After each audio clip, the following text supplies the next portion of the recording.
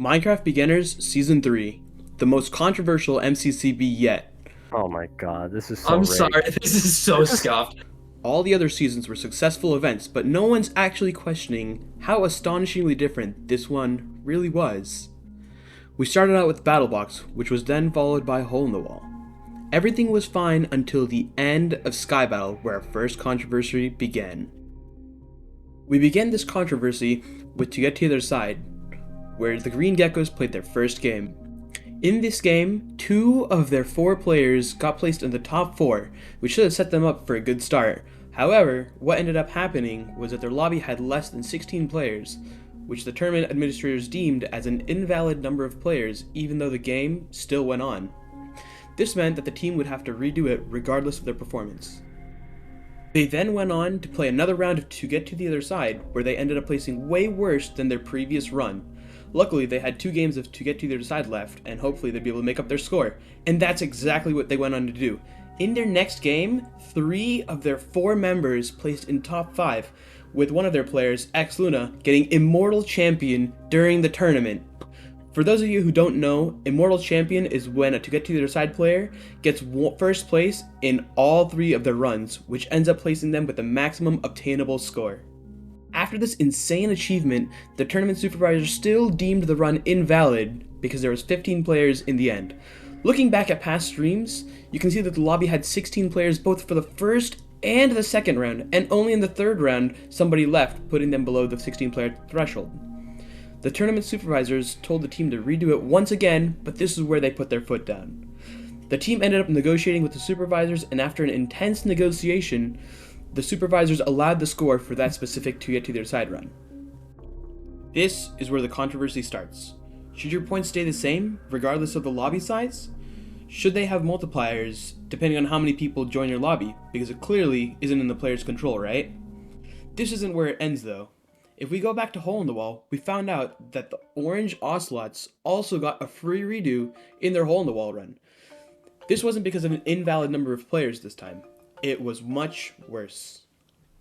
The real reason the Orange Ocelots got an extra game was because of one of their players, Wistry. Wistry disconnected in the middle of the game, and the team ended up getting a free redo because of it. Seems fair, right? Actually, looking back at previous tournaments, this isn't the case. During MCCB 2, the Yellow Yaks had a player disconnect, and that player was unable to participate for that specific Hole in the Wall run. The team was denied a rerun because the tournament had a no redo policy due to technical issues. Even looking back at MCCB 3 now, you can see that the Yellow Yaks had the same issue, but were denied a redo. This begs the question, why were the tournament organizers so lenient this time around for certain teams? The tournament organizers are on top of the pyramid, so they should use their judgment to maintain the integrity of the tournament, right? After all, they're at the top of the pyramid. Or are they? This next part may shock you, but there's actually someone above the tournament organizers. Yes, you may be asking, who is above the organizers? The answer is BitSlap. You heard me, BitSlap. To understand why BitSlap did all this, we must go back to MCCB 2, when he originally was set to be on the Yellow Yaks team, but replaced when he showed up a mere 2 minutes late. BitSlap was clearly infuriated by him being replaced, and despite his attempts to get back on yellow, nothing worked. In that moment, he decided that he's going to enter a To Get to the Other Side game during MCCB 2 and target certain teams by punching them off. After the tournament was over, BitSlap received both a probation and a warning. He was prohibited from participating in MCCB 3, and he was told that if he was caught griefing again during the tournament, he'd be banned from all future MCCB tournaments. BitSlap knew that he couldn't be caught again, and so he had to devise a plan. BitSlap clearly went behind the scenes and worked with the tournament organizers to be in favor of some teams and not others. And get this, despite clearly being behind all this, he still is an MCCB 4 on the Orange Ocelots team, which clearly shows he has something to do with it. Now, the integrity of MCCB has been breached. So how can we fix this? Well, firstly, we need to have policies for when people disconnect mid-game. We also need to make sure that everyone is treated the same across the board, no matter who it is and what happens. Secondly, I personally suggest that there should be game multipliers, depending on how many people are in your lobby for certain games, because that clearly is out of people's reach.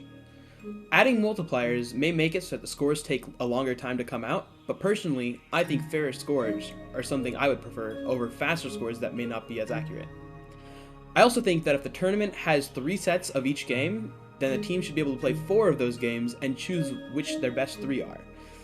This would allow technical difficulties and just bad runs to be excluded altogether, so we wouldn't have situations like what happened in Hole in the Wall. There were also other incidents like the Purple Pandas being allowed to redo Sky Battle, but I don't need to go in that because the point is already across. The integrity of the tournament had been breached.